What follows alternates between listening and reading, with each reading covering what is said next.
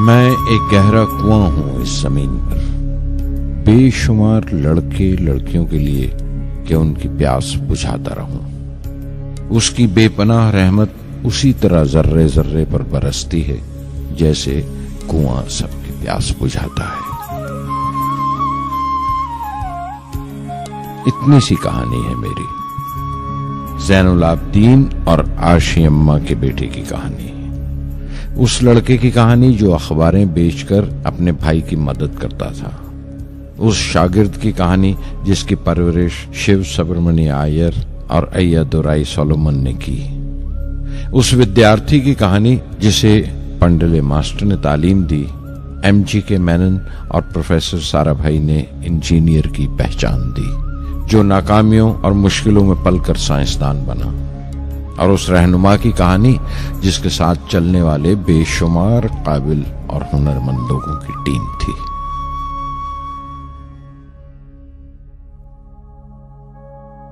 मेरी कहानी मेरे साथ खत्म हो जाएगी, क्योंकि दुनियावी मानों में मेरे पास कोई पूंजी नहीं है। मैंने कुछ हासिल नहीं किया, जमा नहीं किया। मेरे पास कुछ नहीं और कोई नहीं, न बेटा, न बेटी, न परिवार। मैं दूसरों के लिए मिसाल नहीं बनना चाहता, लेकिन शायद कुछ पढ़ने वालों को प्रेरणा मिले कि अंतिम सुख रूह और आत्मा की तस्कीन है। खुदा की रहमत उनकी वरासत है। मेरे परदादा अबुल, मेरे दादा फकीर और मेरे वालिद ज़ैनुल आबदीन का खानदानी सिलसिला अब्दुल कलाम पर खत्म हो जाएगा, लेकिन खुदा की रहमत कभी खत्म नहीं होगी, क्योंकि वो अमर है, लाफानी है। पूर्णमदः पूर्णमिदं पूर्णात् पूर्णमुदच्यते पूर्णस्य पूर्णमादाय पूर्णमेवावशिष्यते। ॐ पूर्णमदः पूर्णमिदं पूर्णात् पूर्णमुदच्यते पूर्णस्य पूर्णमादाय पूर्णमेवावशिष्यते। पूर्णमदः पूर्णमिदं पूर्णात् पूर्णमुदच्यते पूर्णस्य पूर्णमादाय पूर्णमेवावशिष्यते। पूर्णमदः पूर्णमिदं पूर्णात् पूर्णमुदच्यते पूर्णस्य पूर्णमादाय पूर्णमेवावशिष्यते।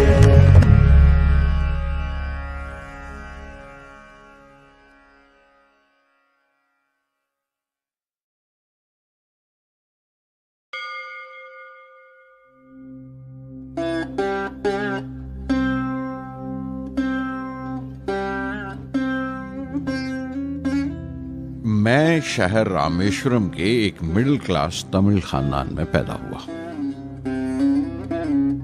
मेरे अब्बा ज़ैनुल आबदीन के पास न तालीम थी न दौलत, लेकिन इन मजबूरियों के बावजूद एक दानाई थी उनके पास और हौसला था। और मेरी मां जैसी मददगार थी आशी अम्मा। उनकी कई औलादों में एक मैं भी था, बुलंद कामत माँ बाप का एक छोटे से कद वाला मामूली शक्ल सूरत का लड़का। अपने पुश्तैनी मकान में रहते थे हम, जो कभी 19वीं सदी में बना था। काफी वसी और पक्का मकान था रामेश्वरम की मस्जिद स्ट्रीट में। मेरे अब्बा हर तरह के ऐशो आराम से दूर रहते थे, मगर जरूरियात की तमाम चीजें मुयस्सर थीं। सच तो यह है कि मेरा बचपन बड़ा महफूज था, मादी तौर पर भी और जज्बाती तौर पर भी, मटीरियली एंड इमोशनली।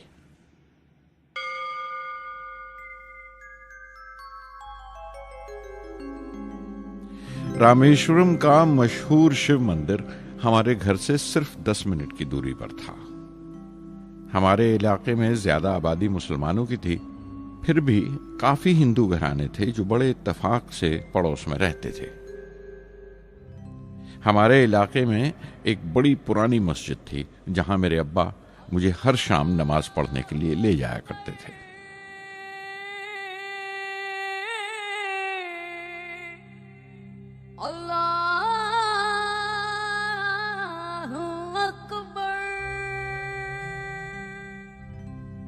रामेश्वरम मंदिर के बड़े पुरोहित पक्षी लक्ष्मण शास्त्री मेरे अब्बा के पक्के दोस्त थे।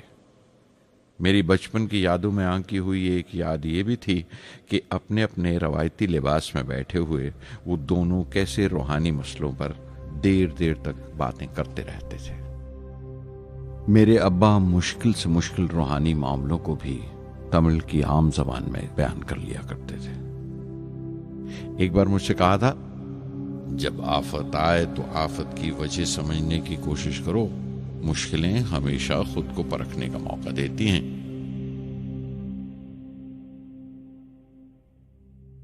मैंने हमेशा अपनी साइंस और टेक्नोलॉजी में अब्बा के असूलों पर चलने की कोशिश की है। मैं इस बात पर यकीन रखता हूं कि हमसे ऊपर भी एक आला ताकत है, एक महान शक्ति है जो हमें मुसीबत, मायूसी और नाकामियों से निकालकर सच्चाई के मुकाम तक पहुंचाती है। मैं करीब 6 बरस का था जब अब्बा ने एक लकड़ी की कश्ती बनाने का फैसला किया, जिसमें वो यात्रियों को रामेश्वरम से धनुषकोडी का दौरा करा सकें, ले जाएं और वापस ले आएं। वो समंदर के साहिल पर लकड़ियां बिछाकर कश्ती का काम किया करते थे। एक और हमारे रिश्तेदार के साथ, अहमद जलालुद्दीन। बाद में उनका निकाह मेरी आपा जोहरा के साथ हुआ। अहमद जलालुद्दीन हालांकि मुझसे 15 साल बड़े थे, फिर भी हमारी दोस्ती आपस में जम गई थी। हम दोनों हर शाम लंबी सैर को निकल जाया करते थे। मस्जिद गली से निकलकर हमारा पहला पड़ाव शिव मंदिर हुआ करता था, जिसके गिर्द हम उतनी ही श्रद्धा से परिक्रमा करते थे जिस श्रद्धा से बाहर से आए हुए यात्री।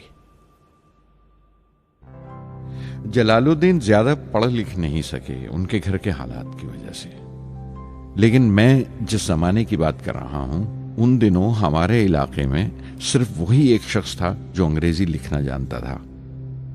जलालुद्दीन हमेशा तालीम याफ्ता पढ़े लिखे लोगों के बारे में बातें करते थे, साइंस की इजाद, मेडिसिन और उस वक्त के लिटरेचर का जिक्र किया करते थे।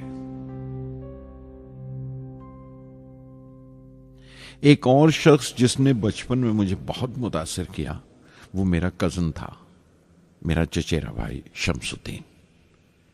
उसके पास रामेश्वरम में अखबारों का ठेका था और सब काम अकेले ही किया करता था। हर सुबह अखबार रामेश्वरम रेलवे स्टेशन पर ट्रेन से पहुंचता था। सन 1939 में दूसरी आलमगीर जंग शुरू हुई, द सेकेंड वर्ल्ड वॉर। उस वक्त मैं 8 साल का था। हिंदुस्तान को इत्तेहादी फौजों के साथ शामिल होना पड़ा और एक इमरजेंसी के हालात पैदा हो गए थे।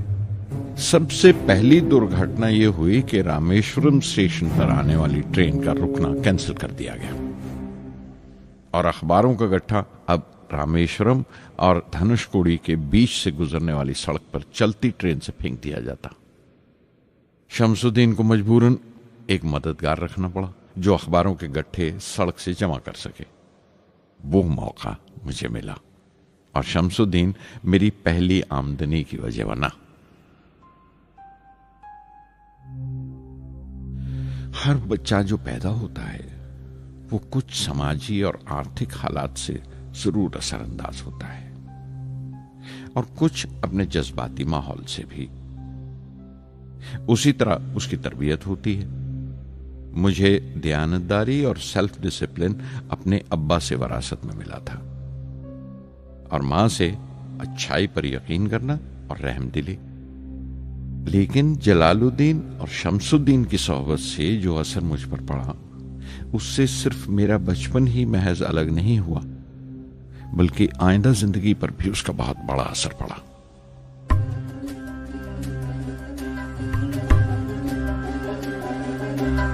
தந்தை மகற்கு ஆற்றும் நன்றி அபயத்து முந்தி இருப்பச்செயல் தந்தை மகற்கு ஆற்றும் நன்றி அபயத்து முந்தி இருப்பச்செயல்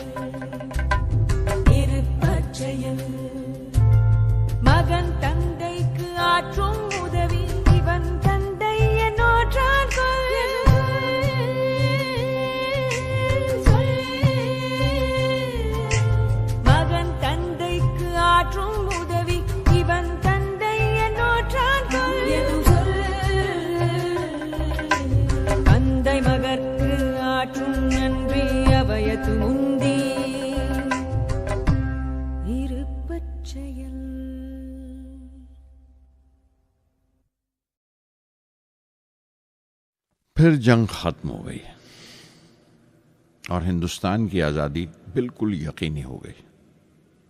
मैंने अब्बा से रामेश्वरम छोड़ने की इजाज़त चाही। मैं डिस्ट्रिक्ट हेडक्वार्टर्स रामनाथपुरम जाकर पढ़ना चाहता था। शमसुद्दीन और जलालुद्दीन मेरे साथ रामनाथपुरम तक गए मुझे श्वार्ट्ज हाई स्कूल में दाखिल कराने के लिए। जाने क्यों वो नया माहौल मुझे रास नहीं आया।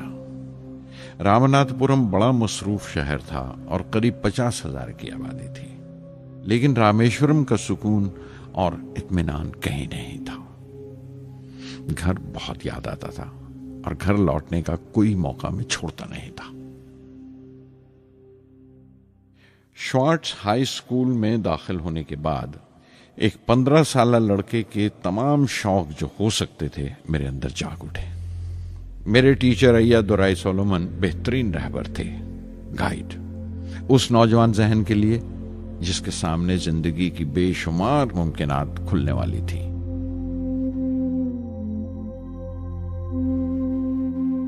रामनाथपुरम के उस अरसा क़याम में उनसे मेरा रिश्ता उस्ताद शागिर्द या गुरु शिष्य से भी आगे निकल गया। अय्यादुराई कहा करते थे, जिंदगी कामयाब होने और नतीजे हासिल करने के लिए 3 ताकतों पर काबू पाना बहुत जरूरी है: ख्वाहिश, यकीन और उम्मीद। अय्यादुराई सोलोमन, जो बाद में रेवरेंड हो गए, कहा करते थे, इससे पहले कि मैं चाहूं कुछ हो जाए, ये जरूरी है कि मेरे अंदर उसकी पूरी शिद्दत से ख्वाहिश हो और यकीन हो कि वो होगा। मैं अपनी जिंदगी से अगर मिसाल दूं तो मुझे बचपन से ही आसमान के इसरार और परिंदों की परवाज हमेशा हैरान करती थी, फैसिनेट करती थी। समंदर में कूंजों और बगलों को ऊंची उड़ाने लगाते देखता था तो उड़ने को जी करता था। मैं एक सादा लोग गांव ही का लड़का तो था, लेकिन मुझे यकीन था कि एक दिन मैं जरूर उन कूंजों की तरह बुलंद उड़ाने लगाऊंगा, बुलंदी पर परवाज करूंगा। और हकीकत यह है कि रामेश्वरम से उड़ने वाला मैं पहला लड़का था।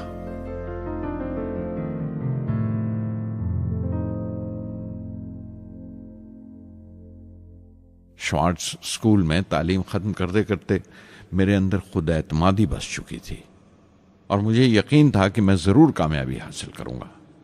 मैं तालीम आगे जारी रखूंगा, उसमें कोई दूसरा ख्याल नहीं था। सन 1950 में मैं इंटरमीडिएट पढ़ने के लिए सेंट जोसेफ कॉलेज ट्रिची में दाखिल हो गया। जब बीएससी डिग्री के लिए मैंने सेंट जोसेफ कॉलेज में दाखिला लिया तो हायर एजुकेशन के माने सिर्फ इतने ही जानता था। ये नहीं जानता था कि हायर एजुकेशन के लिए कुछ और भी हो सकता है। न ये जानता था कि साइंस पढ़ के फ्यूचर के लिए और क्या मौके हासिल हो सकते हैं। बीएससी पास करने के बाद ही जान पाया कि फिजिक्स मेरा सब्जेक्ट नहीं था। अपने ख्वाब को पूरा करने के लिए मुझे इंजीनियरिंग में जाना चाहिए था। पता नहीं क्यों कुछ लोगों का ऐसा ख्याल है कि साइंस आदमी को खुदा से मुनकर कर देती है, लेकिन मेरे लिए तो साइंस एतमाद, विश्वास और रूहानी तस्कीन की वजह रही है। किसी तरह मैं MIT यानी मद्रास इंस्टीट्यूट ऑफ टेक्नोलॉजी के उम्मीदवारों की लिस्ट में तो आ गया, लेकिन उसका दाखला बहुत महंगा था। कम से कम 1,000 रुपए की जरूरत थी और मेरे अब्बा के पास इतने रुपए नहीं थे।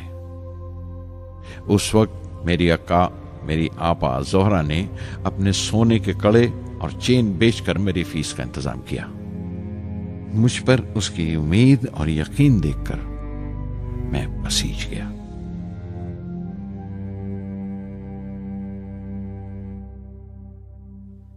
MIT में सबसे ज्यादा मजा आया। वहां 2 हवाई जहाज रखे देखकर जो उड़ान से बरी कर दिए गए थे, मुझे उनकी तरफ एक अजीब सा खिंचाव महसूस होता था। और जब सब लड़के हॉस्टल लौट जाते थे, मैं कई कई घंटे उनके पास बैठा रहता था। फर्स्ट ईयर मुकम्मल करने के बाद जब मुझे अपने ज्यादा खुसूसी मजमून चुनना थे, यानी अपनी स्पेशल ब्रांच का चुनाव करना था, तो मैंने फॉरेन एरोनॉटिकल इंजीनियरिंग का चुनाव कर लिया। MIT की तालीम के दौरान मुझे 3 टीचर्स ने बहुत मुतासिर किया। Professor Sponder, professor KAV Pandalai, professor Narasimha Rao. Professor Sponder technical aerodynamics सिखाते थे। एरोनॉटिकल इंजीनियरिंग में दाखिले से पहले मैंने उनसे सलाह ली थी। उन्होंने समझाया था कि मुझे मुस्तकबिल का फैसला करने से पहले मुस्तकबिल की मुमकिनात के बारे में नहीं सोचना चाहिए, बल्कि सोचना चाहिए एक अच्छी बुनियाद के लिए और अपने रुझान और इश्तियाक के बारे में कि उसमें कितनी शिद्दत है, मेरे एप्टीट्यूड्स और एस्पिरेशन में कितनी इंटेंसिटी है।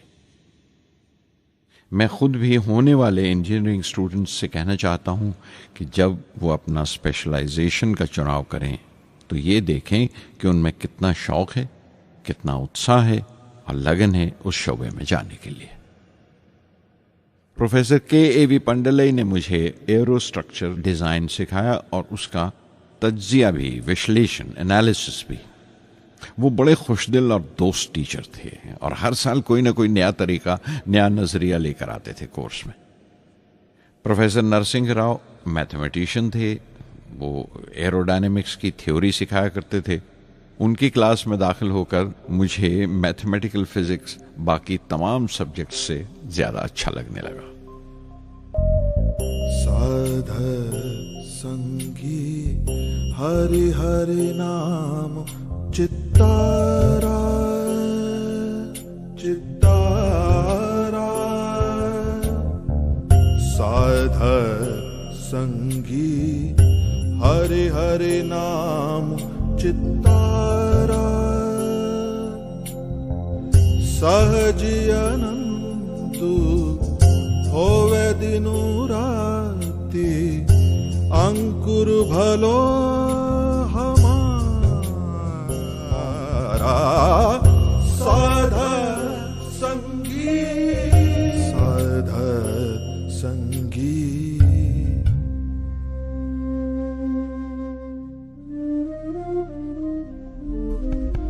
गुरुपुरा भेडियो बड़ भागी, गुरुपुरा भेडियो बड़ भागी, जाको अंतु न परवारा, अंतु न परवारा, नानक सरनी गही स्वामी की, पुनः पुनः नमस्कार, साध संगी साध संगी।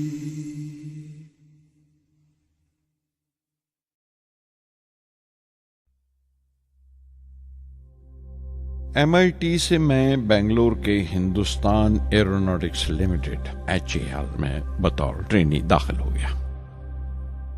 HAL से जब मैं एरोनॉटिकल इंजीनियरिंग ग्रेजुएट बनकर निकला तो जिंदगी ने 2 मौके मेरे सामने खड़े कर दिए और दोनों मेरी परवाज के देरीना ख्वाब पूरे कर सकते थे।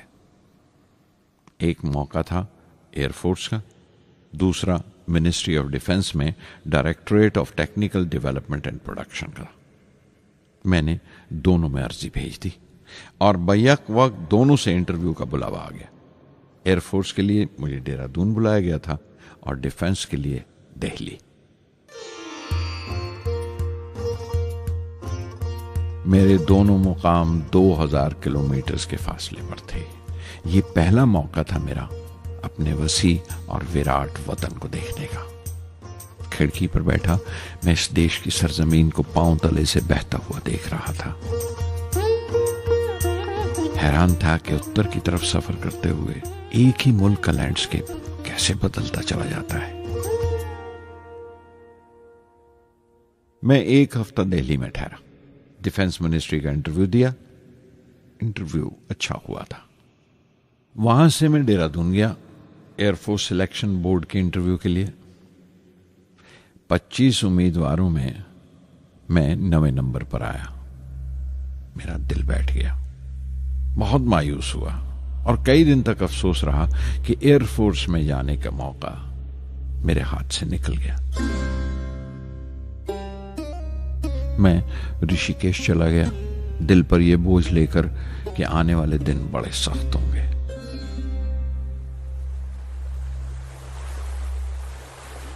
गंगा में स्नान किया और फिर चलता हुआ पास की पहाड़ी पर शिवानंद आश्रम तक पहुंच गया। स्वामी शिवानंद से भेंट हुई। देखने में बिल्कुल गौतम बुद्ध लगते थे, सफेद दूधिया धोती और पांव में लकड़ी की खड़ाऊ। उनकी बच्चों सी मासूम मुस्कान और सादा दिली देखकर बहुत प्रभावित हुआ मैंने बताया उन्हें कैसे मैं इंडियन एयरफोर्स में भर्ती होने से रह गया और मेरी कितनी शदीद ख्वाहिश थी आसमानों में उड़ने की, परवास करने की। वो मुस्कुरा दिए और बोले, ख्वाहिश अगर दिलो जान से निकली हो, वो पवित्र हो और उसमें शिद्दत हो, तो उसमें कमाल की एक इलेक्ट्रोमैग्नेटिक एनर्जी होती है, एक बरकी मकनातीसी ताकत होती है। दिमाग जब सोता है तो वो एनर्जी रात की खामोशी में बाहर निकल जाती है और सुबह कायनात ब्रह्मांड से सितारों की गति रफ्तार को अपने साथ समेटकर दिमाग में लौट आती है। इसीलिए जो सोचा है उसकी सृष्टि अवश्य है, वो तख्लीक होगा। तुम विश्वास करो इस अजली बंधन पर, इस वचन पर कि सूरज फिर लौटेगा, बाहर फिर से आएगी। मैं दिल्ली लौट आया, डिफेंस से अपना इंटरव्यू का नतीजा दरियाफ्त किया। जवाब में मुझे अपॉइंटमेंट लेटर थमा दिया गया और अगले दिन से सीनियर साइंटिफिक असिस्टेंट मुकर्रर कर दिया गया 250 रुपए की माहाना तनख्वाह पर। 3 साल गुजर गए। उन्हीं दिनों बेंगलोर में एरोनॉटिकल डेवलपमेंट एस्टेब्लिशमेंट ADE का एक नया महकमा खुला और मुझे वहां पोस्ट कर दिया गया। बेंगलोर कानपुर से बिल्कुल मुख्तलिफ शहर था। मैं अपने डायरेक्टोरेट की पोस्टिंग का पहला साल वहां गुजार चुका था। दरअसल हमारे देश में ये एक अजीब तरीका है, एक अजीब सा ढंग है अपने लोगों को हद दर्जा तक निचोड़ लेने का, जो हमारे लोगों को इंतहा पसंद बना देता है। शायद इसलिए कि सदियों इस देश ने गैर मुल्की तहजीबों के जख्म भी खाए हैं और उन्हें अपने दामन में जगह भी दी है। अलग अलग हुक्मरानों से वफा करते करते हम अपनी हैसियत, अपनी यकताई खो बैठे हैं। बल्कि हमने एक और ही किस्म की खूबी पैदा कर ली है कि एक ही वक्त में रहम दिल भी हैं और बेरहम भी, हसास भी हैं और बेहिस भी। जितने गहरे हैं उतने ही सतही। ऊपर से देखो तो हम बड़े खुश रंग और खूबरू नजर आते हैं, लेकिन कोई गौर से देखे तो अपने हुक्मरानों की एक बेढब नकल से ज्यादा कुछ नहीं है। मैंने कानपुर में कल्ले में दबाए हुए पान वाले नवाब वाजिद अली शाह के नकलची बहुत देखे और बेंगलोर में फिरंगियों के अंदाज में कुत्ते की जंजीर थामे टहलते हुए साहिबों की कमी नहीं थी। बेंगलोर में रहकर मैं रामेश्वरम की सुकून और गहरे शांत वातावरण के लिए तरसता था।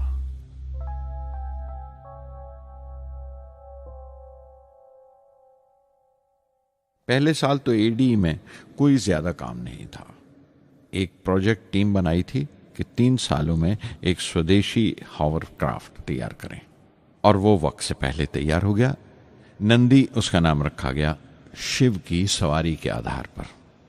उसका डिजाइन हमारी उम्मीद से ज्यादा अच्छा था, लेकिन मैं सख्त मायूस हुआ जब आपसी कंट्रोवर्सीज की बिना पर सारा प्रोजेक्ट बालाए ताक रख दिया गया, बंद कर दिया गया। Professor MGK Menon, Tata institute of fundamental research के डायरेक्टर, एक रोज अचानक ही हमारी जांच पड़ताल को आ पहुंचे। नंदी का जिक्र निकला। मुझसे पूछताछ करते हुए उन्होंने ख्वाहिश जाहिर की एक 10 मिनट की उड़ान के लिए। उसके 1 हफ्ता बाद की बात है, मुझे इनकुस्पार से बुलावा आ गया, the Indian committee for space research. मैं मुंबई चला गया रॉकेट इंजीनियर की पोस्ट के लिए इंटरव्यू देने। मेरा इंटरव्यू लेने वाले डॉक्टर विक्रम साराभाई और प्रोफेसर MGK मेनन के अलावा मिस्टर सराफ थे, जो उस वक्त एटॉमिक एनर्जी कमीशन के डिप्यूटी सेक्रेटरी के ओहदे पर थे। डॉक्टर साराभाई की गर्मजोशी ने पहली ही मुलाकात में मेरा दिल मोह लिया। अगले ही दिन मुझे खबर मिल गई कि मैं चुन लिया गया। मुझे इनकोस्पार में रॉकेट इंजीनियर की हैसियत से शामिल कर लिया गया था। सन 1962 के देरीना हिस्से में कहीं इनकोस्पार ने थुम्बा में इक्वेटोरियल रॉकेट लॉन्चिंग स्टेशन बनाने का फैसला किया। थुम्बा केरला में त्रिवेंद्रम से परे एक दूर दराज के ऊंगते से गांव का नाम है। हिंदुस्तान में यह मॉडर्न रॉकेट बेस्ड रिसर्च की एक दबी सी इब्तदा थी, हल्की सी शुरुआत। उसके फौरन बाद ही मुझे 6 माह के लिए अमेरिका भेज दिया गया, नासा में रॉकेट लॉन्चिंग की ट्रेनिंग के लिए। जाने से पहले मैं थोड़ा सा वक्त निकालकर रामेश्वरम गया। मेरे अब्बा मेरी इस कामयाबी के लिए बहुत खुश हुए और मुझे उसी मस्जिद में ले जाकर शुक्राने की नमाज अदा की।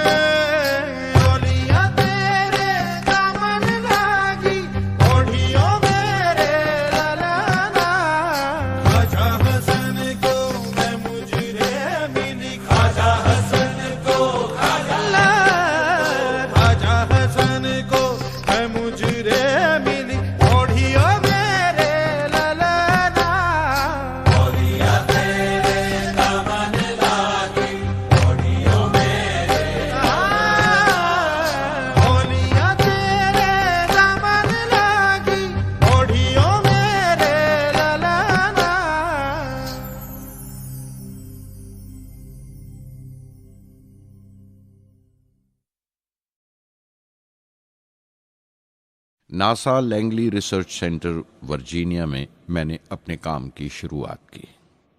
बाद में Goddard space flight centre Maryland चला गया। मैं अपना इंप्रेशंस अमेरिकन्स के बारे में बेंजामिन फ्रैंकलिन के इस जुमले से बयान कर सकता हूं, जिन बातों से तकलीफ होती है उनसे तालीम भी मिलती है। हिंदुस्तानी तंजीमों में, यहां की ऑर्गेनाइजेशंस में एक बड़ी मुश्किल है। जो ऊपर हैं वो बड़े मगरूर हैं।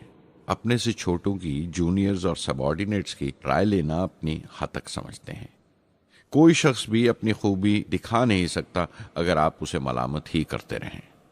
उसूल और पाबंदी, पाबंदी और सख्ती, सख्ती और जुल्म के बीच की लाइन बड़ी महीन है, बारीक है। उसकी पहचान बहुत जरूरी है। मैं जैसे ही नासा से लौटा, फौरन बाद हिंदुस्तान का पहला रॉकेट लॉन्च वाक़या हुआ 21 नवंबर सन 1963। वो साउंडिंग रॉकेट था, नाम नाइकी अपेची। नाइकी अपेची की कामयाबी के बाद प्रोफेसर साराभाई ने अपनी आरज़ू, अपने ख्वाब का इजहार किया। एक Indian satellite launch vehicle ISLV का सपना। हिंदुस्तानी रॉकेट का ख्वाब 20वीं सदी में एक तरह से 18वीं सदी का ख्वाब भी कहला सकता है, जो टीपू सुल्तान ने देखा था। टीपू सुल्तान की फौज में 27 ब्रिगेड थे जो खुशून कहलाते थे, और हर एक ब्रिगेड में एक दस्ता था रॉकेटमैन का जो साथ रहा करता था और जुर्क्स कहलाता था। जब टीपू सुल्तान मारा गया तो अंग्रेजों ने 700 रॉकेट्स और 900 रॉकेट के सब सिस्टम्स बरामद किए 1799 में तिरुकन्नाहल्ली की जंग के बाद। वो रॉकेट्स विलियम कॉन्गरीव ने इंग्लैंड भिजवा दिए जांच पड़ताल के लिए, उसकी तकनीक समझने के लिए, जिसे आज की साइंसी जबान में हम रिवर्स इंजीनियरिंग कहते हैं। टीपू सुल्तान की मौत के साथ उस ख्वाब की भी मौत हो गई, कम से कम 150 साल के लिए। पंडित जवाहरलाल नेहरू की बदौलत वो रॉकेटरी का ख्वाब एक बार फिर हिंदुस्तान में जिंदा हुआ। प्रोफेसर साराभाई ने उस ख्वाब को हकीकत बनाने की जिम्मेदारी अपने सर ले ली। बहुत से तंग नजर लोगों को एतराज था इस बात पर कि इस मुल्क में जहां लोगों को 2 वक्त की रोटी नसीब नहीं होती, वहां इन स्पेस उड़ानों को, इन खलाई तहरीकों को क्यों तरजीह दी जा रही है। लेकिन प्रधानमंत्री पंडित नेहरू और प्रोफेसर साराभाई के नजरिए में किसी किस्म का मुबालगा नहीं था। उनके नजरिए बिल्कुल साफ थे कि अगर दुनिया के मुल्कों में और दुनिया के मसलों में कोई हिस्सा लेना है, शिरकत करनी है, हिंदुस्तान को कोई हैसियत हासिल करनी है, तो साइंस और टेक्नोलॉजी की तरक्की और खुद मुख्तारी, सेल्फ रिलायंस अशद जरूरी है। और उनका मकसद ताकत का मुजाहिरा हरगिज नहीं था। सहज पके सुमीठा होए। थुम्बा में 2 रॉकेट सहज पके मगर कामयाब हुए, एक रोहिणी, दूसरा मेनका। अगला साल लगा ही था जब प्रोफेसर साराभाई ने मुझे दिल्ली बुला भेजा। एक मीटिंग थी और मीटिंग में ग्रुप कैप्टन वीएस नारायणन से मेरा तारुफ कराया गया, जो एयर हेडक्वार्टर्स से थे। प्रोफेसर साराभाई ने रेटो तैयार करने का इरादा जाहिर किया, rocket assisted take off system, एक मिलिट्री एयरक्राफ्ट जो रॉकेट की मदद से उड़ाया जा सके बड़ी छोटी सी जगह में। शाम तक यह खबर भी आम हो गई कि हिंदुस्तान एक खुद साख्ता मिलिट्री एयरक्राफ्ट तैयार कर रहा है और मैं उस प्रोजेक्ट का मुख्तार हूं, जिम्मेदार हूं। मैं कई तरह के जज्बात से भर गया, खुश भी था, शुक्रगुजार भी, खुशकिस्मत भी, और एक एहसास हुआ तकमील का, फुलफिलमेंट का। 19वीं सदी के एक शायर की ये सत्रें बहुत याद आई। हर दिन के लिए तैयार रहो, हर दिन को एक तरह ही मिलो। जब ओखली हो बर्दाश्त करो, जब दस्ता हो तो वार करो। रेटो पे काम करते हुए 2 अहम वाकयात हुए। पहला तो यह था कि अपने देश में पहली बार स्पेस रिसर्च का 10 साला प्रोग्राम तैयार हुआ, जिसके ऑथर थे प्रोफेसर साराभाई। मेरे लिए वो एक ऐसा रूमानी मैनिफेस्टो था जैसे स्पेस से इश्क करने वाले किसी शायर की रूमानी नज्म हो, जैसे कोई अपने देश के आसमान से इश्क करने लगा हो। और दूसरा वाकया मिनिस्ट्री ऑफ डिफेंस में मिसाइल पैनल का तैयार होना। नारायणन और मैं, हम दोनों उस पैनल के मेंबर थे। उस वक्त तक भविष्य की आने वाली SLV सैटेलाइट लॉन्च व्हीकल का नाक नक्शा भी तैयार हो चुका था। प्रोफेसर साराभाई अपने देरीना ख्वाब को ताबीर देने के लिए कुछ और साथियों का चुनाव कर चुके थे। मैं खुद को खुशकिस्मत समझता हूं कि मुझे उस प्रोजेक्ट का लीडर चुना गया। उस पर प्रोफेसर साराभाई ने मुझे एक और जिम्मेदारी भी सौंपी कि लॉन्च की 4थी स्टेज मैं ही डिजाइन करूं। यह मामूल था, मेरा आदत थी कि हर मिसाइल पैनल की मीटिंग के बाद मैं जाकर प्रोफेसर साराभाई को पूरी तफसील, पूरी रिपोर्ट देता था। दिल्ली में ऐसी ही एक मीटिंग के बाद 23 दिसंबर 1971 को मैं त्रिवेंद्रम लौट रहा था और उस दिन प्रोफेसर साराभाई थुम्बा में SLV का मुआयना करने गए हुए थे। दिल्ली एयरपोर्ट के लाउंज से मैंने उन्हें फोन किया, पैनल मीटिंग की तफसील बताई। प्रोफेसर साराभाई ने मुझे कहा कि मैं त्रिवेंद्रम एयरपोर्ट पर उनका इंतजार करूं। मैं जब त्रिवेंद्रम पहुंचा तो फिजा में एक मातम बिछा हुआ था। मुझे खबर दी गई कि प्रोफेसर साराभाई नहीं रहे। चंद घंटे पहले दिल का दौरा पड़ने से उनका इंतकाल हो गया। मैं थर्रा के रह गया। चंद घंटे पहले ही तो मैंने उनसे बात की थी। मेरे लिए वो बहुत बड़ा सदमा था। प्रोफेसर साराभाई मेरी नजर में इंडियन साइंस के राष्ट्रपिता हैं, जैसे राष्ट्र के पिता महात्मा गांधी हैं। उन्होंने अपनी टीम से रहनुमा पैदा किए और खुद अपने अमल से उनके लिए मिसाल साबित हुए।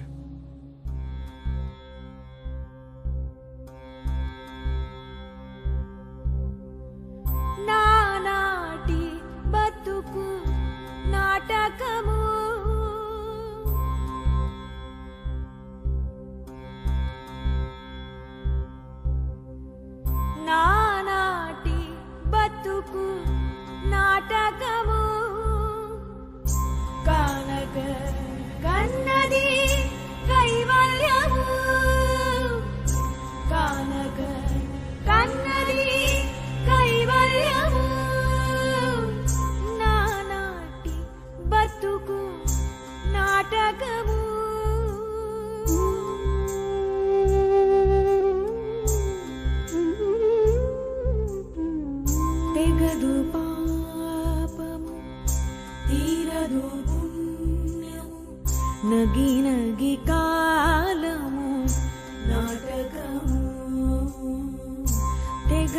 పాపము తీరదు పుణ్యము నగి నగి కాలము నాటకము యగువన శ్రీ వెంకటేశ్వరుడేలిగే యగువన శ్రీ వెంకటేశ్వరుడేలిగే గగనము మీదిది కైవల్యము గగనము మీదిది కైవల్యము కైవల్యము.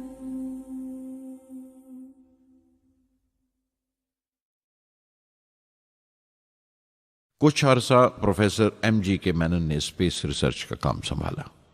बिलाखिर प्रोफेसर सतीश धवन को Indian space research organisation ISRO की जिम्मेदारी सौंप दी गई। तुम्बा का पूरा कॉम्प्लेक्स एक बड़े पैमाने पर स्पेस सेंटर बना दिया गया और Vikram Sarabhai space centre VSSC का नाम दिया गया। जिसने वो सेंटर कायम किया था उसी के नाम से उस जगह की श्रद्धांजलि पेश की गई। मशहूर मेटलर्जिस्ट डॉक्टर ब्रह्म प्रकाश VSSC के पहले डायरेक्टर मुकर्रर हुए। कोई भी शख्स अपनी जिम्मेवारी में तभी कामयाब हो सकता है अगर वो बारसूख हो, मोतबर हो और अपने फैसलों के लिए उसे सही हद तक आजादी हो। शायद निजी जिंदगी में भी तसल्ली का यही एक रास्ता है। आजादी और जिम्मेवारी एक साथ हो तभी वो तस्कीन और खुशी का बायस हो सकती है। और जाती आजादी हासिल करने के लिए मैं 2 रास्ते तजवीज कर सकता था जो मैंने इख्तियार किए। पहला तो ये कि अपनी तालीम और तरबियत को बढ़ावा दो। इल्म, नॉलेज बड़ा कारामद हथियार है, बहुत काम आता है।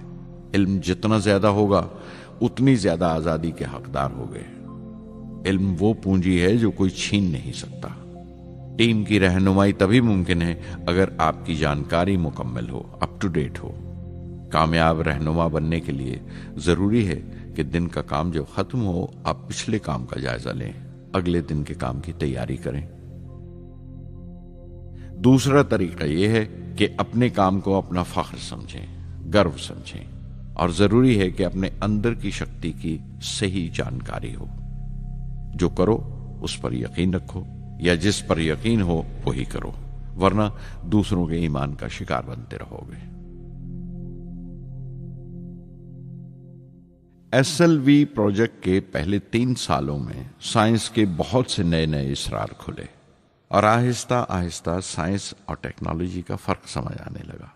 रिसर्च और अमल, डेवलपमेंट का फासला पता चलने लगा। किसी भी ईजाद में गलतियां होना लाजमी है, लेकिन हर गलती कामयाबी की तरफ एक और कदम उठाती है, एक और सीढ़ी बन जाती है। किसी भी तख्लीक की तरह SLV-3 की तख्लीक भी कई दर्दनाक लम्हों से गुजरी।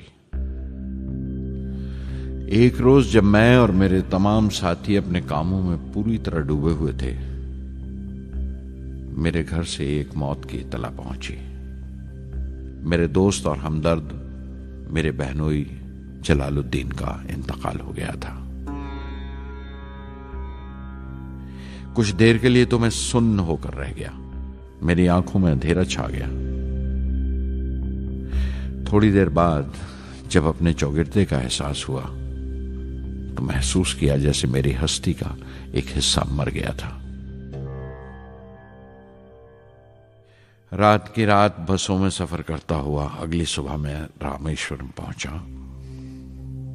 जोहरा को क्या तसल्ली देता और क्या सब्र देता अपनी भांजी महबूबा को जो रो रो कर हलकान हो रही थी। मेरी आंखों के सोते पहले ही सूख चुके थे। थुम्बा लौटकर बहुत दिनों तक सारा कामकाज, सारी मसरूफियत बेमानी लगने लगी। बहुत दिनों तक बहुत मलाल लगा, सब बेमानी लगता था। प्रोफेसर धवन देर देर तक हौसला देते थे, कहते SLV पर जैसे जैसे काम आगे बढ़ेगा मुझे सब्र महसूस होगा और ये मायूसी कम होते होते गुजर जाएगी। 1976 में मेरे अब्बा ज़ैनुल आबदीन 102 साल की उम्र में वहीं रामेश्वरम में इंतकाल फरमा गए। 15 पोते पोतियां छोड़कर गए थे पीछे और एक पड़पोता। दुनियावी तौर पर वो सिर्फ एक और बुजुर्ग की मौत थी। कोई बड़ा मातम नहीं हुआ, झंडा नहीं उतारा गया, न अखबारों ने स्याह हाशिए दिए, न सियासतदान थे वो, न विद्वान कोई, न कोई बड़े सरमायादार। एक सीधे सादे इंसान थे, फरिश्ता सिफत। और हर उस बात की वजह थे जो दानाई और पारसाई की राह दिखाती है।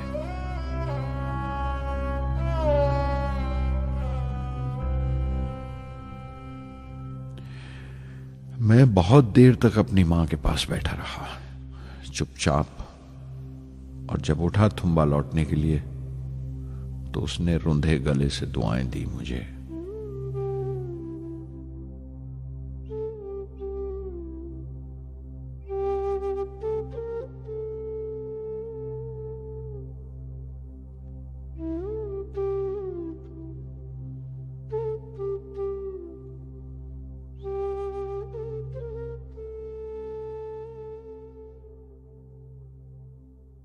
SLV-3 अपोजी रॉकेट जो फ्रांस से उड़ाई जाने वाली थी, अचानक कुछ मुश्किलों का शिकार हो गई।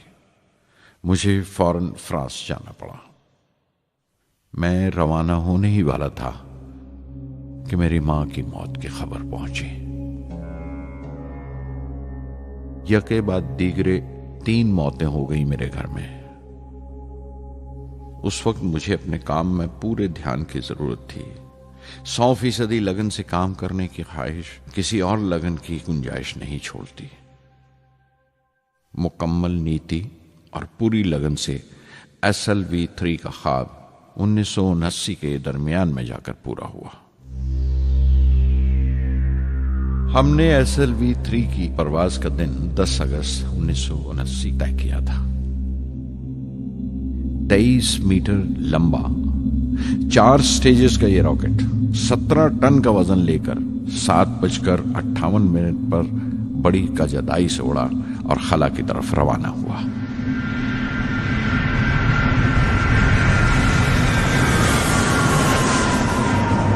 पहली स्टेज हर तरह से पुख्ता निकली और बड़े आराम से रॉकेट दूसरी स्टेज में दाखिल हो गया।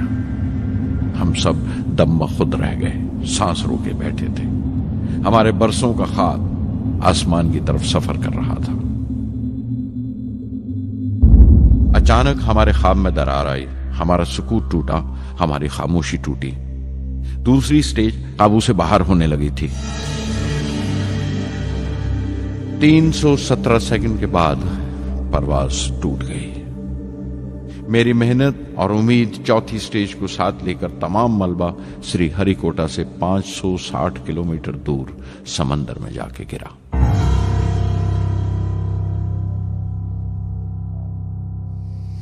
इस हादसे से हम सबको सख्त सदमा पहुंचा। मैं गम और गुस्से से भर गया, नुचड़ गया, बिल्कुल जिस्मानी तौर पर भी और जहनी तौर पर भी। मैं सीधा अपने कमरे में गया और बिस्तर में धंस गया।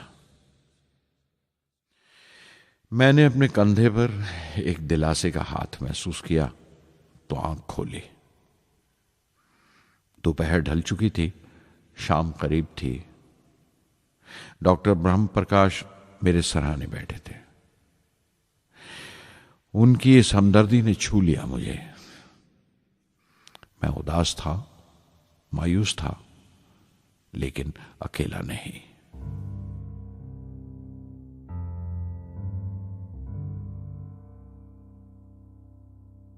हर शख्स तकनीकी जमा तफरीक और बहस मुबासे के बाद मुतमईन हो चुका था, संतुष्ट हो चुका था, लेकिन मुझे इत्मीनान ना आया और मुसलसल बेचैन रहा। मैं बेसाख्ता खड़ा हो गया और एतराफ किया प्रोफेसर धवन के सामने, सर, मेरे साथियों को नाकामयाबी की वजह दरियाफ्त हो जाने से इत्मीनान हो गया, लेकिन मैं उसे काफी नहीं समझता। इस मिशन के डायरेक्टर की हैसियत से इस गलती को भी मैं अपनी जिम्मेवारी समझता हूं। SLV-3 की नाकामयाबी की जिम्मेवारी मेरी है।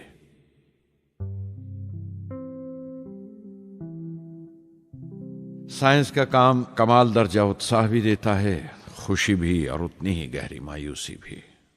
इस तरह के वाकयात सोच सोचकर मैं दिल को ढारस देता रहा। यह ख्याल कि इंसान चांद पर उतर सकता है सबसे पहले एक रूसी साइंटिस्ट ने सोचा था। उसे हकीकत बनने में 40 साल गुजर गए जब अमेरिका ने उसे पूरा किया। प्रोफेसर चंद्रशेखर ने चंद्रशेखर लिमिट का आविष्कार किया था 1930 में, जब कैम्ब्रिज में पढ़ रहे थे। लेकिन 50 साल बाद उन्हें उसी डिस्कवरी पर नोबेल प्राइज मिला। वॉन ब्रॉन अपनी सैटर्न लॉन्च व्हीकल से आदमी को चांद पर उतारने से पहले कितनी सारी नाकामियों से गुजरे होंगे। पहाड़ की चोटी पर उतरने से पहाड़ पर चढ़ने का तजुर्बा नहीं मिलता। जिंदगी पहाड़ की चढ़ानों पर मिलती है, चोटी पर नहीं। चढ़ानों पर ही तजुर्बे मिलते हैं और जिंदगी मंचती है और टेक्नोलॉजी तरक्की करती है। चोटी पर पहुंचने की कोशिश ही में चढ़ानों का इल्म हासिल होता है। मैं एक एक कदम चलता रहा, चढ़ता रहा चोटी की तरफ।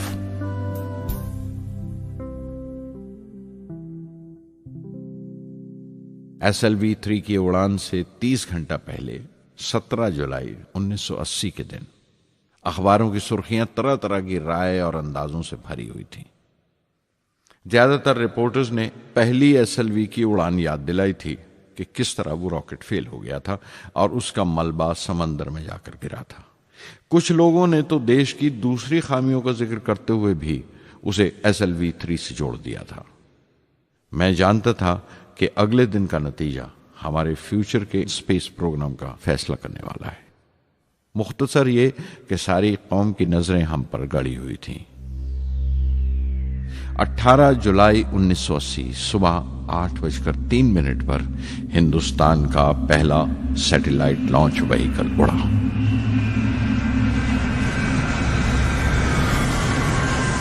मैंने रोहिणी सैटेलाइट का तमाम डेटा कंप्यूटर पर जांचा। अगले 2 मिनट के अंदर अंदर रोहिणी अंतरिक्ष में था। उस तमाम शोरगुल के बीच में मैंने अपनी जिंदगी के सबसे अहम अल्फाज अदा किए। मैं मिशन डायरेक्टर बोल रहा हूं, एक जरूरी खबर सुनने को तैयार रहो। चौथी स्टेज कामयाबी के साथ रोहिणी सैटेलाइट को लेकर अंतरिक्ष में दाखिल कर रही है। मैं ब्लॉक से बाहर आया तो मेरे साथियों ने मुझे कंधों पर उठा लिया और नारे लगाते हुए जुलूस निकाला। सारी कौम में एक जोश की लहर दौड़ गई। हिंदुस्तान उन चंद कौमों में शामिल हो गया था जिनके पास सैटेलाइट लॉन्च की काबिलियत थी। हमारी कौम का एक ख्वाब पूरा हुआ था और हमारे इतिहास का एक नया बाब खुला, एक नया चैप्टर। प्रधानमंत्री इंदिरा गांधी ने मुबारकबाद का तार भेजा और सबसे ज्यादा हिंदुस्तान के साइंसदान खुश थे कि ये पूरी कोशिश स्वदेशी थी, हमारी अपनी थी। मैं कुछ मिले जुले जज्बात से गुजर रहा था। मैं खुश था कि पिछली 2 दहाइयों से जिस कोशिश में था बिलाखिर उसमें कामयाब हुआ। लेकिन उदास था जिन लोगों की बदौलत में यहां पहुंचा था वो लोग मेरे साथ नहीं थे। मेरे अब्बा, मेरे बहनोई जलालुद्दीन और प्रोफेसर साराभाई। SLV-3 की कामयाबी के महीने भर के अंदर ही प्रोफेसर धवन का फोन आया एक दिन और दिल्ली बुलाया प्रधानमंत्री से मिलने के लिए। मेरी एक छोटी सी उलझन थी कपड़ों को लेकर। हमेशा से बड़े आमियाना से कपड़े पहनता हूं और पांव में चप्पल या स्लीपर कह लो। प्रधानमंत्री को मिलने जैसा वो लिबास नहीं था, मेरे लिए नहीं, उनके एहतराम के लिए। सुना तो प्रोफेसर धवन बोले, कपड़ों की फिक्र मत करो, तुमने जो शानदार कामयाबी पहन रखी है वो काफी है। रिपब्लिक डे 1981 मेरे लिए एक बड़ी खुशखबरी लेकर आया कि मुझे पद्म भूषण से नवाजा गया है। मैंने अपने कमरे को बिस्मिल्लाह खां की शहनाई से भर लिया। शहनाई की गूंज मुझे कहीं और ही ले गई। मैं रामेश्वरम पहुंच गया, मां के गले लगा। अब्बा ने मेरे बालों को उंगलियों से सहलाया और मेरा दोस्त, मेरा रफीक जलालुद्दीन मस्जिद गली में जमा हुए लोगों में मेरे इनाम का ऐलान कर रहा था। मेरी बहन जोहरा ने मीठा बनाया घर में। पक्षी लक्ष्मण शास्त्री ने मेरे माथे पर तिलक लगाया। फादर सोलोमन ने मेरे हाथ में सलीब देकर दुआ पढ़ी और प्रोफेसर सारा भाई को देखा। उनके चेहरे पर मुस्कुराहट थी, फख्र था। जो पौधा वो लगाकर गए थे अब पूरा पेड़ बन चुका था, जिसके फल हिंदुस्तान की आवाम तक पहुंच रहे थे।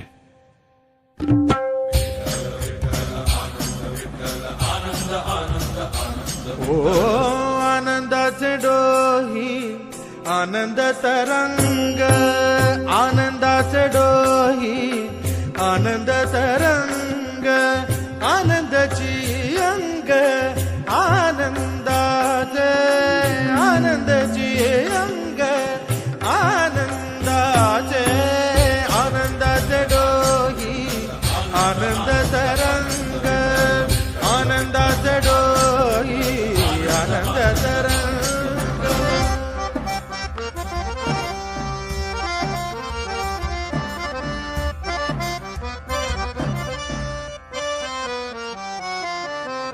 गर्भाचे आवडी मातेचा डोहळा, तेथीचा जीवळा तेथे प्रेंबे। गर्भाचे आवडी मातेचा डोहळा, तेथीचा जीवळा तेथे प्रेंबे। तुका म्हणे तैसा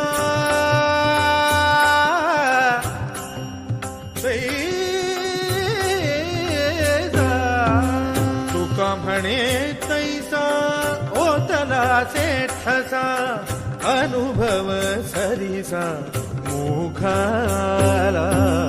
आनंदाचे डोही आनंद तरंग, आनंदाची अंग, आनंदाचे आनंदाचे डोही आनंद तरंग।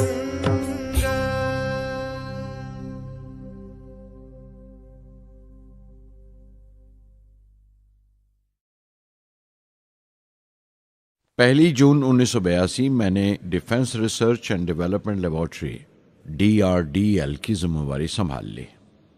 उस वक्त के defence minister Shri R Venkataraman ने जब मशवरा दिया कि बजाय दर्जा बदर्जा मिसाइल तैयार करने के हमें मुकम्मल अपनी मिसाइल तैयार करने का प्रोग्राम बनाना चाहिए, तो हमें अपने कानों पर यकीन नहीं आया और देखते देखते ही वो प्रोजेक्ट एक मुकम्मल मिसाइल का प्रोग्राम बन गया, जिसके नतीजे आइंदा बहुत दूर तक पहुंचे। हर एक प्रोजेक्ट का नाम हिंदुस्तान की खुद मुख्तारी, सेल्फ रिलायंस का सबूत था। सरफेस टू सरफेस मिसाइल का नाम पृथ्वी रखा गया। टैक्टिकल कोर व्हीकल को त्रिशूल का नाम दिया गया। Surface to air defence system Akash कहलाया। एंटी टैंक मिसाइल प्रोजेक्ट को नाग के नाम से पुकारा गया और मेरे देरीना ख्वाब रेक्स को यानी re entry experiment launch vehicle को मैंने अग्नि का नाम दिया। मिसाइल टेक्नोलॉजी का हुनर दुनिया की कुछ चुनी हुई कौमों के पास ही था। वो बड़े ताज्जुब से हमारी तरफ देख रहे थे कि हम क्या करने जा रहे हैं और कैसे करेंगे। हम एक मीटिंग में बैठे हुए अपने मकसद को पूरा करने के लिए 1984 की निशानदेही कर रहे थे जब डॉक्टर ब्रह्म प्रकाश की मौत की खबर आई। मेरे लिए वो एक और सदमा था। पहली SLV की नाकामी के वक्त जिस तरह उन्होंने ढारस दी थी मुझे, वो याद करके मैं और ज्यादा गमगीन हो गया।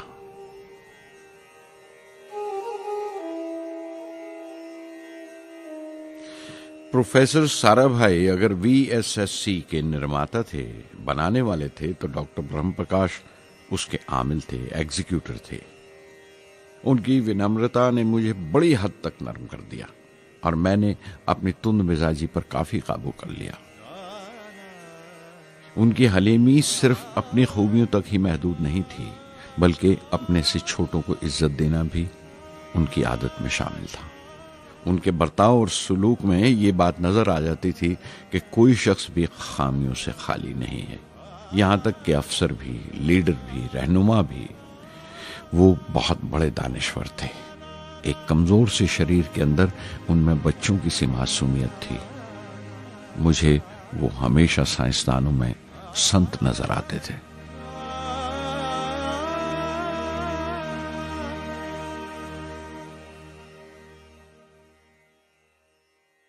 पृथ्वी का काम अपनी तकमील को पहुंच रहा था जब हम 1988 में दाखिल हुए।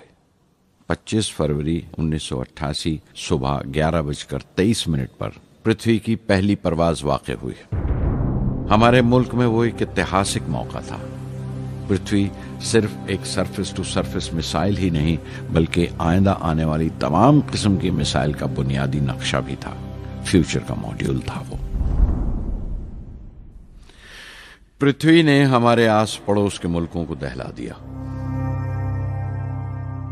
मगरबी यानी वेस्टर्न मुल्कों को पहले तो हैरत हुई, फिर गुस्से का इजहार किया और पाबंदी लगा दी इंडिया के लिए कि वो ऐसी कोई चीज बाहर के मुल्कों से न खरीद सकें जो उनके मिसाइल प्रोग्राम में इस्तेमाल हो सकती हो या काम आ सकती हो।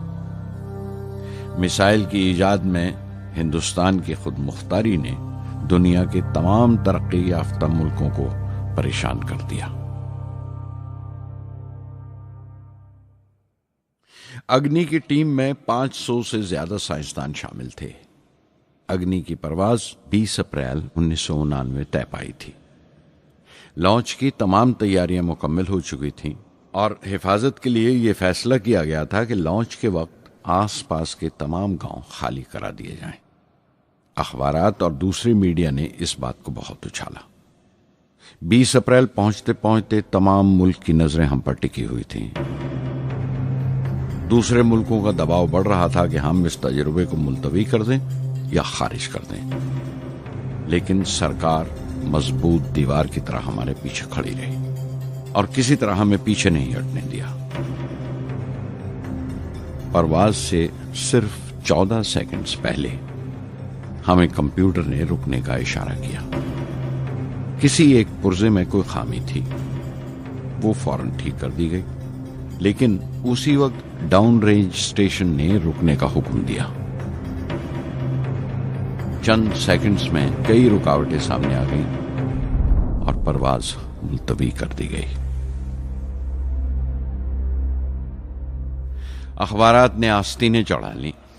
हर बयान ने अपनी अपनी तरह की वजूहात निकाल ली। कार्टूनिस्ट सुधीर दार ने एक कार्टून शाया किया जिसमें एक खरीदार कुछ सामान दुकानदार को वापस करते हुए कह रहा था, अग्नि की तरह वो भी नहीं चली। एक कार्टून में दिखाया गया कि साइंसदान कह रहा है, सब ठीक था, स्विच बटन नहीं चला। हिंदुस्तान टाइम्स के कार्टून में एक नेता रिपोर्टर को समझा रहा है, डरने की कोई बात नहीं, ये बड़ी अमन पसंद अहिंसावाद की मिसाइल है, इससे कोई मरेगा नहीं। करीब 10 रोज दिन रात काम चला मिसाइल की दुरुस्ती पर और आखिरकार साइंसदानों ने एक नई तारीख तय की अग्नि की परवाज के लिए। मगर फिर वही हुआ। 10 सेकंड पहले कंप्यूटर ने रुकावट का इशारा किया। पता चला एक पुर्जा काम नहीं कर रहा है। परवाज फिर मुलतवी कर दी गई।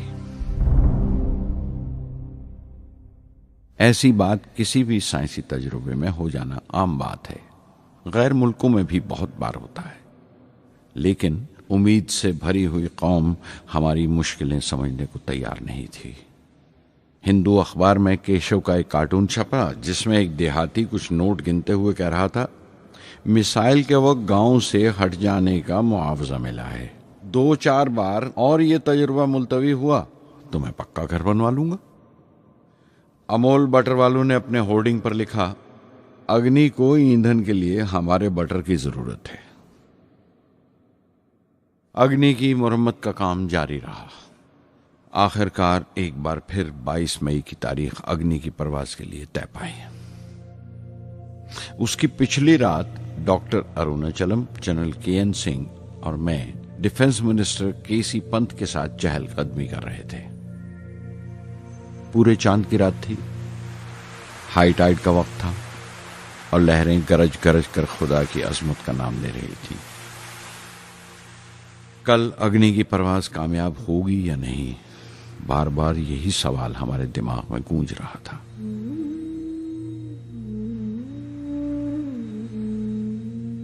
डिफेंस मिनिस्टर ने एक लंबी खामोशी को तोड़ते हुए पूछा, कलाम, कल अग्नि की कामयाबी मनाने के लिए क्या चाहते हो तुम? मैं क्या चाहता था? क्या था जो नहीं था मेरे पास? अपनी खुशी के इजहार के लिए मुझे क्या करना चाहिए? और अचानक मुझे जवाब मिल गया, हम 1 लाख पेड़ों की कोंपलें लगाएंगे, मैंने कहा और उनके चेहरे पर रौनक आ गई। तुम अपनी अग्नि के लिए धरती मां का आशीर्वाद चाहते हो, बोले। कल यही होगा, उन्होंने पेशेंगोई की।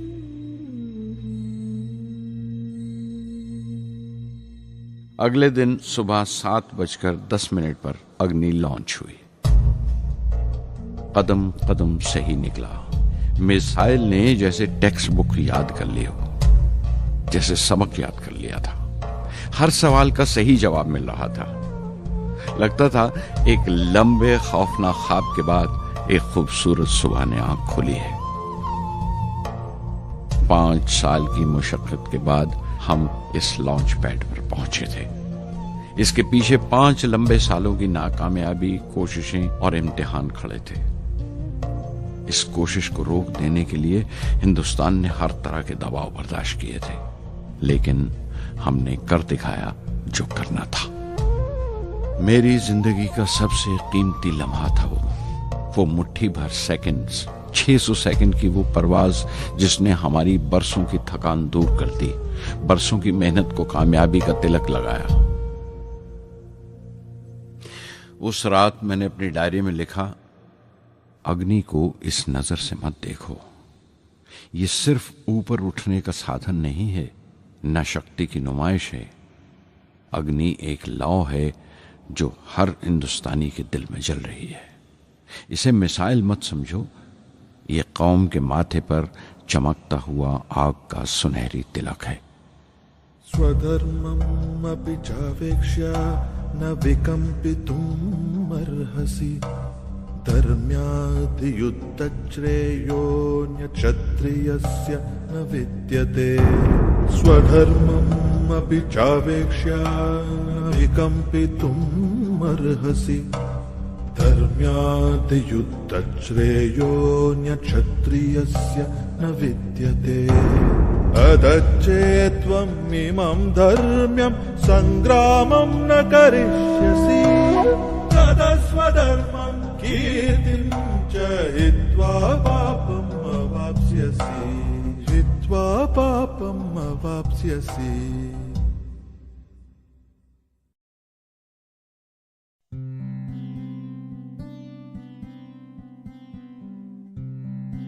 उन्नीस 1990 के रिपब्लिक डे पर देश ने मिसाइल प्रोग्राम की कामयाबी का जश्न मनाया। मुझे पद्म विभूषण से नवाजा गया और डॉक्टर अरुणाचलम को भी। 10 साल पहले पद्म भूषण की यादें एक बार फिर हरी हो गईं। रहन सहन मेरा अब भी वैसा ही था जैसा तब था। 10 बाय 12 का एक कमरा किताबों से भरा हुआ और कुछ जरूरत का फर्नीचर जो किराए पर लिया था। फर्क इतना ही था कि तब यह कमरा त्रिवेंद्रम में था, अब हैदराबाद में। वेटर मेरा नाश्ता लेकर आया, इडली और छाछ, और आंखों में एक खामोश मुस्कुराहट, मुबारकबाद की।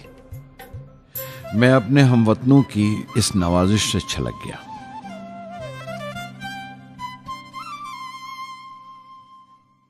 मैं जानता हूं कि बहुत से साइंसदान और इंजीनियर मौका मिलते ही वतन छोड़ जाते हैं, दूसरे मुल्कों में चले जाते हैं ज्यादा रुपया कमाने के लिए, ज्यादा आमदनी के लिए। लेकिन ये आदर, मोहब्बत और इज्जत क्या कमा सकते हैं जो उन्हें अपने वतन से मिलती है। 15 अक्टूबर 1991 में 60 साल का हो गया। मुझे अपने रिटायरमेंट का इंतज़ार था। चाहता था कि गरीब बच्चों के लिए एक स्कूल खोलूं। ये वो दिन थे जब मैंने सोचा कि अपनी ज़िंदगी के तजुर्बे, मुशाहिदे और वो तमाम बातें कलमबंद करूं जो दूसरों के काम आ सकें। एक तरह से अपनी स्वाने उम्री लिखूं, अपनी जीवनी। मेरे ख्याल में मेरे वतन के नौजवानों को एक साफ नजरिए और दिशा की जरूरत है।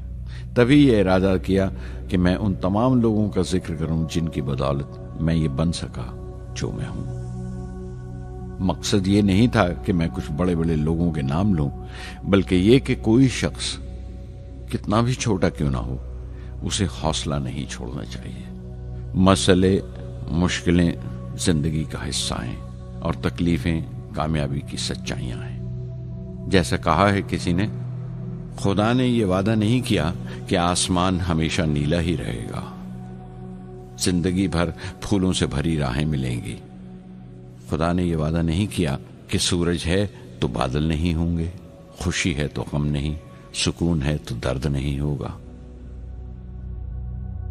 मुझे ऐसा कोई गुरूर नहीं कि मेरी जिंदगी सबके लिए एक मिसाल बनेगी, मगर यह हो सकता है कि कोई मायूस बच्चा किसी गुमनाम सी जगह पर जो समाज के किसी माजूर हिस्से से ताल्लुक रखता हो, ये पढ़े और उसे चैन मिले, ये पढ़े और उसकी उम्मीद रोशन हो जाए।